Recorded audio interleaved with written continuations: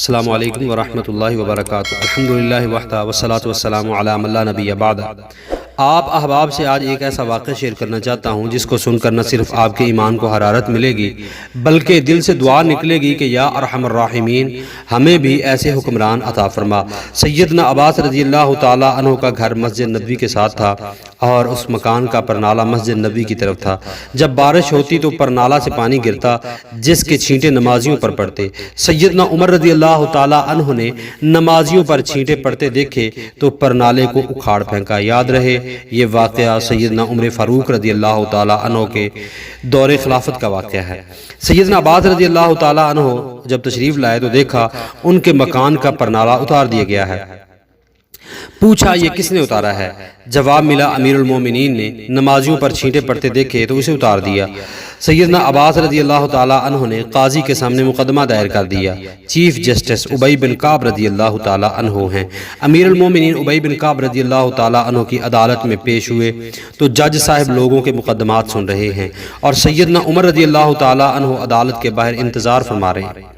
کافی انتظار کے بعد جب سیدنا عمر رضی اللہ تعالی عنہ عدالت کے روبرو پیش ہوئے تو بات کرنے لگے، مگر ابی بن کعب رضی اللہ تعالی عنہ نے روک دیا کہ پہلے مدعی کا حق ہے وہ اپنا دعویٰ پیش کرے۔ یہ عمر رضی اللہ تعالی عنہ کے دور کا چیف جسٹس ہے۔ سیدنا عباس رضی اللہ تعالی عنہ نے دعویٰ پیش کرتے ہوئے فرمایا کہ میرے مکان کا پرنالہ شروع سے ہی مسجد نبوی کی طرف تھا۔ زمانہ نبوی صلی اللہ علیہ وسلم کے بعد سیدنا ابوبکر صدیق رضی اللہ تعالی عنہ کے دور میں بھی یہی رہا، لیکن عمر رضی اللہ تعالی عنہ نے میرے مکان کا پرنالہ میری عدم موجودگی میں میری اجازت کے بغیر اتار دیا، لہذا مجھے اس انصاف چاہیے۔ چیف جسٹس ابی بن کعب رضی اللہ تعالی عنہ نے یقین دہانی کرواتے ہوئے ارشاد فرمایا، آپ بے فکر رہیں، آپ کو انصاف ملے گا۔ قاضی نے سیدنا عمر رضی اللہ تعالی عنہ سے پوچھا کہ آپ نے سیدنا عباس رضی اللہ تعالی عنہ کے گھر کا پرنالہ کیوں اتارا؟ 22 لاکھ مربع میل کا حاکم کٹہرے میں کھڑا ہو کر کہتا ہے، سیدنا عباس رضی اللہ تعالیٰ عنہ کے مکان کا پرنالہ مسجد نبوی کی طرف تھا۔ جب بارش ہوتی تو پرنالے سے پانی بہتا اور پانی کے چھینٹے نمازیوں پر پڑتے جس سے نمازیوں کو پریشانی ہوتی، اس لیے میں نے اسے اتار دیا۔ ابی بن کعب رضی اللہ تعالیٰ عنہ نے دیکھا کہ سیدنا عباس رضی اللہ تعالیٰ عنہ کچھ کہنا چاہ رہے ہیں۔ پوچھا آپ کیا کہنا چاہتے ہیں؟ سیدنا عباس رضی اللہ تعالیٰ عنہ فرمانے لگے، یہ جس جگہ میرا مکان ہے یہاں رسول پاک صلی اللہ علیہ وسلم نے اپنی چھڑی سے مجھے نشان لگا کر دیا اور میں نے اسی جگہ مکان بنایا۔ پھر جب پرنالہ نصب کرنے کا وقت آیا تو خود رسول پاک صلی اللہ علیہ وسلم نے کہا، چچا میرے کندھوں پر کھڑے ہو کر اس جگہ پر پرنالہ نصب کر دیں۔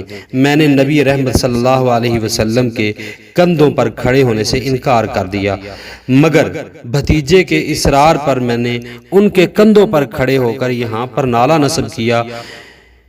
یہاں پرنالہ نبی پاک صلی اللہ علیہ وسلم نے خود لگوایا تھا۔ ابی بن کعب رضی اللہ تعالی عنہ نے پوچھا اس کا کوئی گواہ ہے آپ کے پاس؟